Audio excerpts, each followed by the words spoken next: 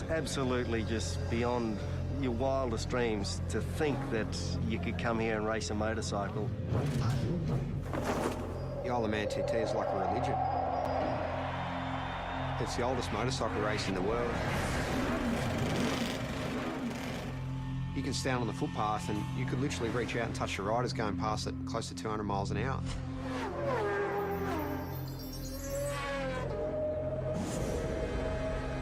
The houses are passing you so quick, sometimes it feels like you're inside a video game.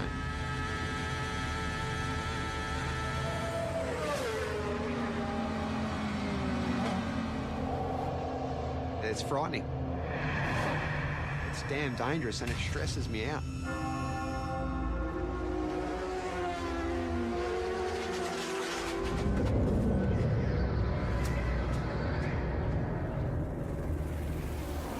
Unless I'm very much mistaken, Mark, this is the greatest motorsport event in the world.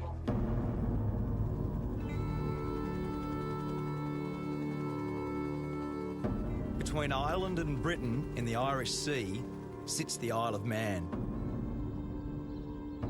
A sleepy tax haven for most of the year.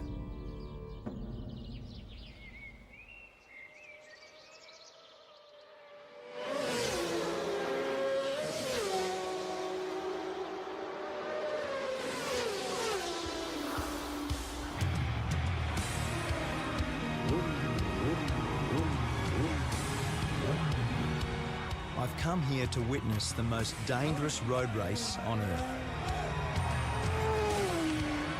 It's about 200 kilometres an hour, straight at the front here, absolute lunacy. I want to find out what drives these riders to test themselves and their machines in a brutal event called the TT, the Tourist Trophy. There's a lot to get right and a lot that can go wrong, so it is part sprint race, part endurance race, and it's a time trial, so it's so unique. Peter Brock used to say that great racetracks have got consequences. The Isle of Man TT is the ultimate road course. It's the fastest, wildest and most dangerous racetrack I've ever seen. And for the riders that compete here, there is absolutely no room for error.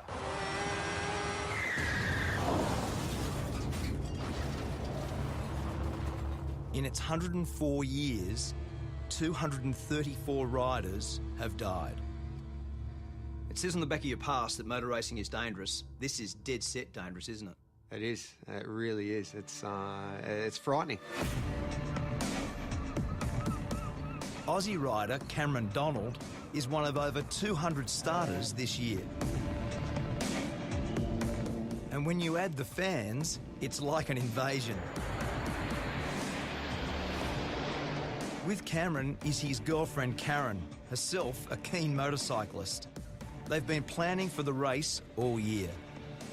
So is this normal nervous start tension? Kind of is. Normally this is done the night before. Is it? A late night last night, obviously. Usually we like to have this done the night before, everything, but by the time we finish, like 11 o'clock, it's just like, let's get out of here and worry about it tomorrow. So what's Karen's job in this world? Keep me calm. We were born without time, nameless in the young. Cameron grew up in Warrandyte in Victoria. It was his dad, Ken, who introduced him to the thrill of the two-wheeler. Lots of bike photos, not many other ones. It consumed a fair bit of time, didn't it? It did. It took up a lot of time. From a young age, Cameron began winning and winning.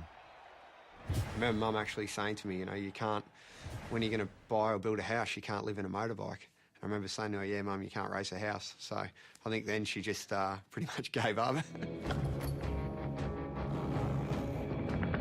The TT is held over a fortnight. 1 week for practice, 1 week for racing, 7 races in all. And in between, the public can go flat out, no speed limit on the Island Road course.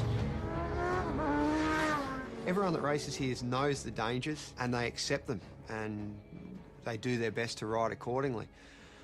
But I think it's sad in this world that we're all so wrapped in cotton wool these days, and there's so few opportunities to do anything dangerous. For Cameron, a plumber when he's not racing, there's no event bigger than this. Riders set off at 10-second intervals. It's all about the fastest lap of the island, and that's what makes it so pure and so dangerous. You sit on the start line, you're looking down that first hill, and because it's not a mass start, you're sitting there getting waved off one at a time. The pressure on you, everyone's looking at you, and it's a rush I've never had out of any other race.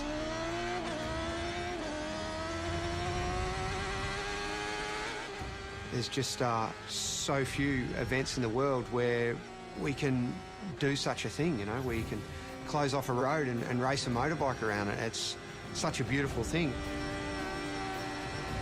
61 kilometres of public roads.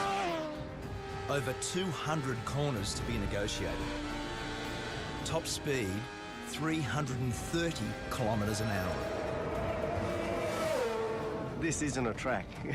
This is a country road. Like, let's not get this wrong. And it's fast. My friend and 5 times world champion Mick Doohan has come here for the first time. Sort of madness, He's not racing, but on the parade lap, he got a taste of what it's like.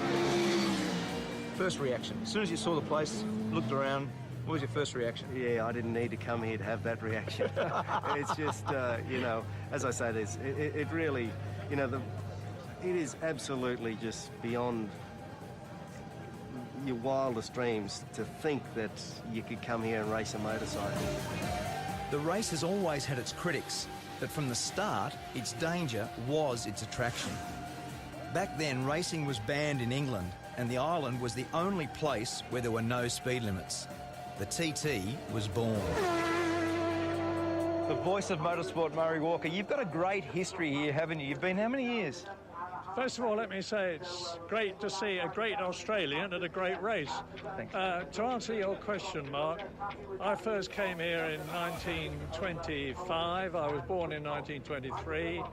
My father won here. I don't know how many times I've been here. Many, many, many times. In his 88 years, Murray Walker has seen some very good riders. And impressing him this year is our Aussie rider, Cameron. He's got a good bike, he's got some good backing, and he's still got the most important race of the week to come. So maybe, hopefully, he'll get it done. Each time Cameron sets out is an exercise in courage.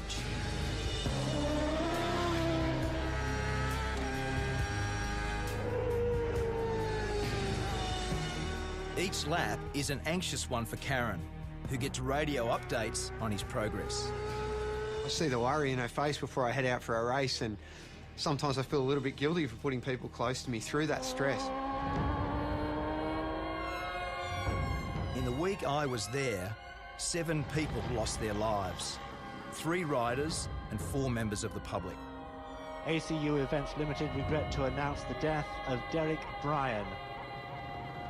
I've lost a couple of friends in my years racing at the Isle of Man, and I do think of them in the corners that they've fallen in, and where Dobbsy crashed is one of the most intense corners on the track. Dobbsy, Paul Dobbs, died in the TT last year. He lost his life to the sport that he loves, so. Just one of them, mate. Paul was buried on the island, leaving behind his wife and 2 daughters. So what did you love about him? God, everything. Racing. Bridget is Paul's wife. A year on, she's brought the girls back to remember their dad at the race he loved. You know it's risky, of course you do. I mean, everyone loves those photos of riders' heads this far from a stone wall. Obviously, the reason you love those photos is you think, oh my God, it's so close, That's, it's other people have said that you only really know that you're alive when you're almost not. Some are just plain lucky to survive. Like Connor Cummins. I can actually see, you know, where it's all gone wrong. I've disappeared over the side, and the way I look at it, that's where, you know, the injury started to happen, and it's sort of, it does get to you a little bit. We'll just get on with life.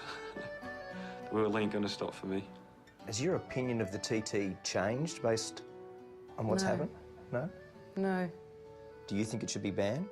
you can't possibly ban it. I mean, I don't know if you could ban it if you tried. It's like a monster, you know. It's bigger than the rest of us. Riders don't come here for the prize money. There's hardly any. The TT is simply about the glory of being the fastest. And for Cameron, it was a glorious week. In his chosen race, the Superbikes, he was just pipped for first.